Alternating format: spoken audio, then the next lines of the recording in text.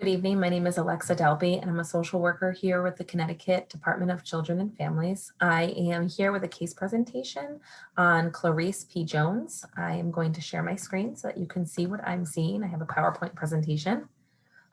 And we'll just start with some demographics. As stated, my client's name is Clarice P. Jones, which she often goes by Precious. She is a 16-year-old Black female residing in Harlem with her parents, Carl and Mary. Ms. Jones is pregnant with her second child. Both children are fathered by her own biological father, Carl. So Ms. Jones is a victim of sexual abuse from her father. As of now, Ms. Jones is illiterate. She is currently in an alternative high school. She was in her mainstream high school, but she was expelled after her school staff got wind of her second pregnancy. She wasn't doing well in her classes, although she excels in math. And she was referred to an alternative high school, which she's currently in right now. Concerns involve abuse, trauma, both past and current, as she is residing with both abusive parents.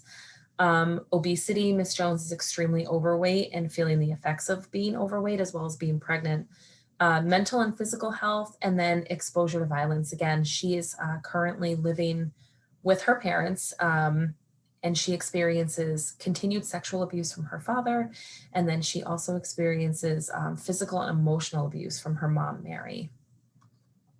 So this case presentation will focus on all levels of Ms. Jones' life, kind of what is happening, risk and protective factors on the micro, meso and macro levels. And then I will go into assessment, kind of what the assessment process should look like, what the objectives are, and then some things to consider. So starting off with micro, protective, and risk factors. So I'm starting right off in her individual day-to-day, her supportive, so first and foremost, protective factors. She does have a supportive relationship with her teacher at her alternative high school. She's proven to be somebody who's very invested in Ms. Jones' life, and she's really looking out for her best interests. She also has some support from her grandmother. Her maternal grandmother is currently taking care of her daughter until Ms. Jones can regain custody. The relationship is strained, but is still considered a support because she is a solid support and a solid person raising her daughter. And then she does have friendships that have been formed through classmates at her current school. Now, risk factors do include sexual abuse from her father, as stated before, physical and emotional abuse from her mother, and then pregnancy risk, her specific pregnancy risk due to the obesity and the physical abuse that she is receiving. So we do have concerns there. Now, on the mezzo level, protective factors, we have an overall supportive educational environment. Her educational institution is a very welcoming and supportive place for her. And then also, it should be mentioned that her alternative high school that she's at is local and it's easy to access for her. So she's able to get there every day with ease. And then risk factors on this level are community and neighborhood violence. Ms. Jones lives in a low-income, high-rise apartment.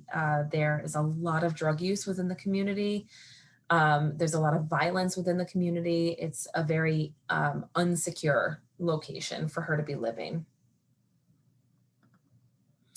And then on the macro level, so again, we have protective factors. So overarching protective factors is she has access to quality healthcare as seen during her childbirth. She is able to have access to her doctors. She does not attend her doctor's appointments regularly, but she does have access to decent healthcare in a decent hospital for delivering her child, as well as the means to deliver as she's on state insurance. And then she has access to transportation. So Ms. Jones does very well with the public transportation, and she is able to get to the hospital. She's able to get to her school. She's able to get where she needs to go and navigate the public transportation system.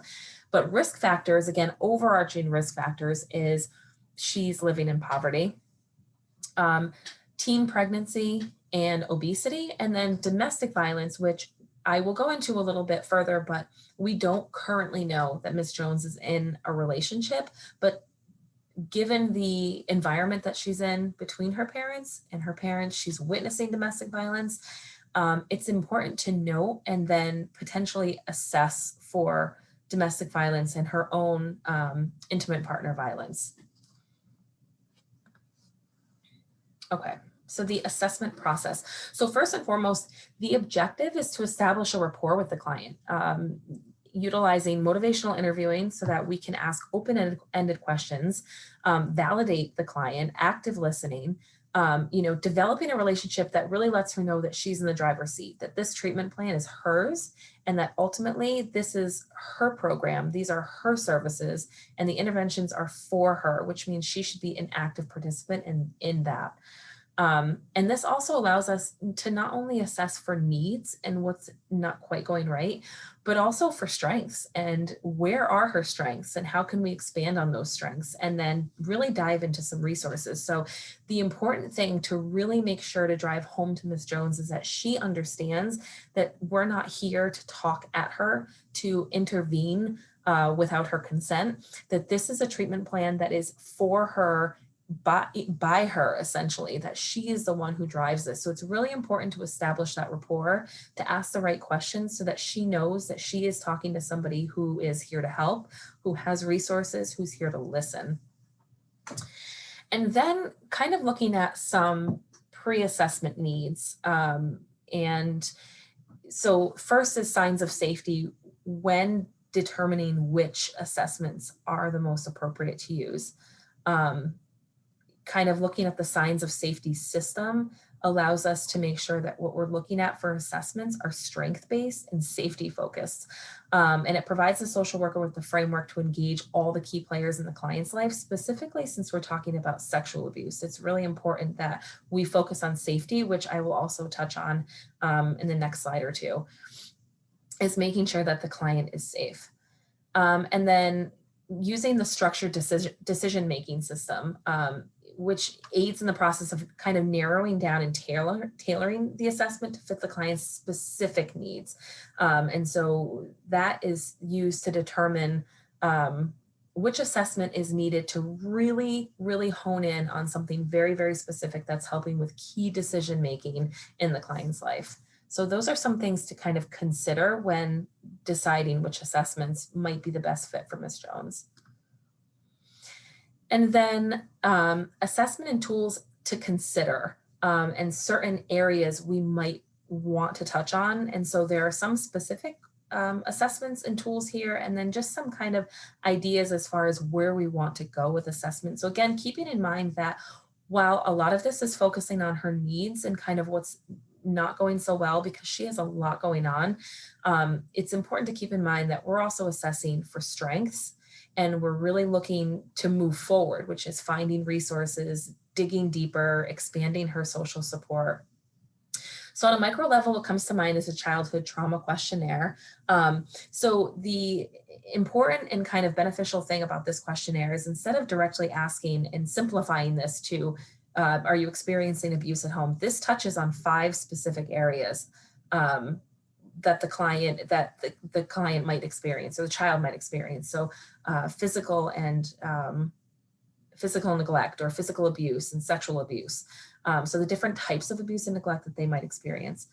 And then, as I mentioned earlier, the HITS domestic violence screening tool, the important thing about this, or what I find to be important about this tool, is while we don't know Ms. Jones' current relationship status, I think that because she's experiencing or witnessing domestic violence between her parents, because she lives in an area that's really not safe, and she's probably exposed to more domestic violence in her community, in the event that she is in a relationship or she's kind of entering a relationship, having this screening tool to just kind of put out there what might look unsafe in terms of an interpartner relationship, I think might be beneficial. On a Metso level, the CRAFT assessment for substance abuse in adolescents, this assesses for substance use in adolescents aged 12 to 21.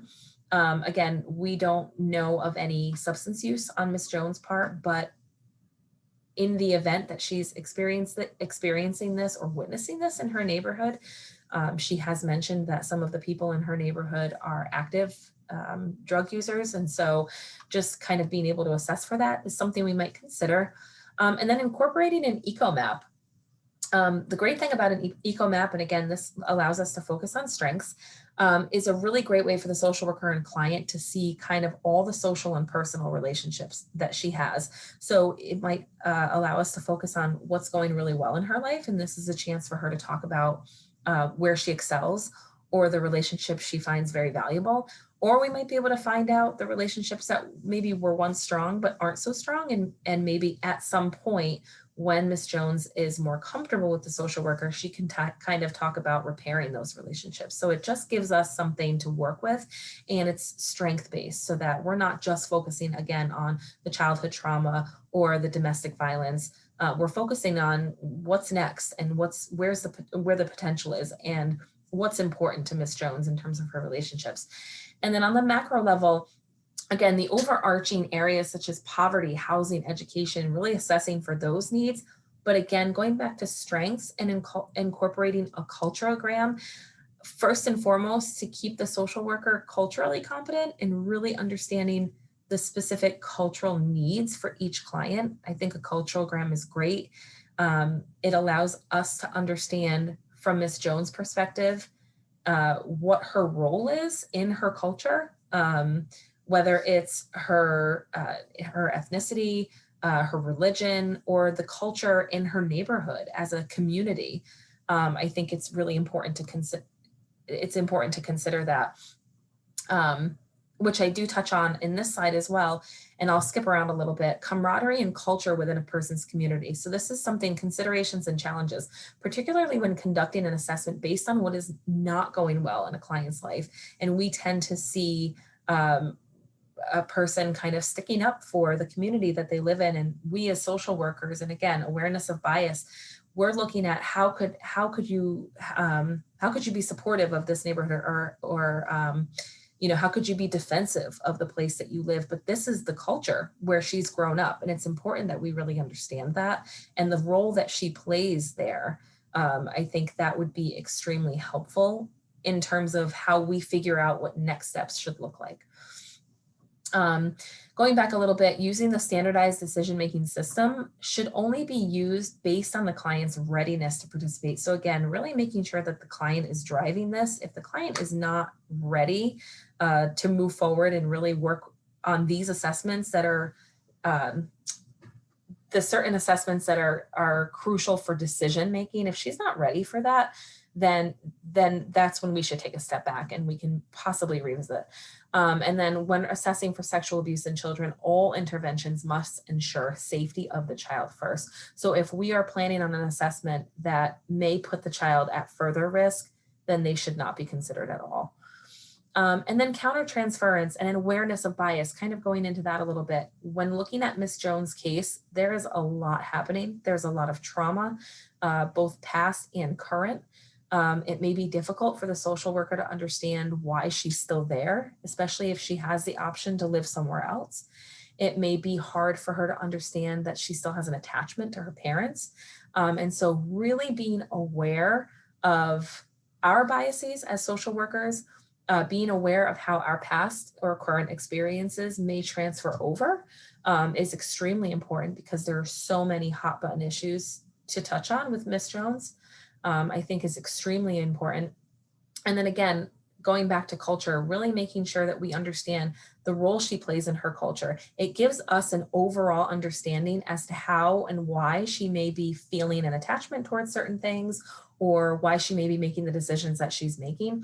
I think from there, gathering all that information on all levels, again, the micro, the meso, the macro, seeing which assessments might be the most beneficial, seeing what issues and what strengths there are on each level can really, in addition to establishing that connection with the client, can really help us understand what the actual next steps should be. And then on this last slide, please see the sources that I use for my presentation. Thank you very much.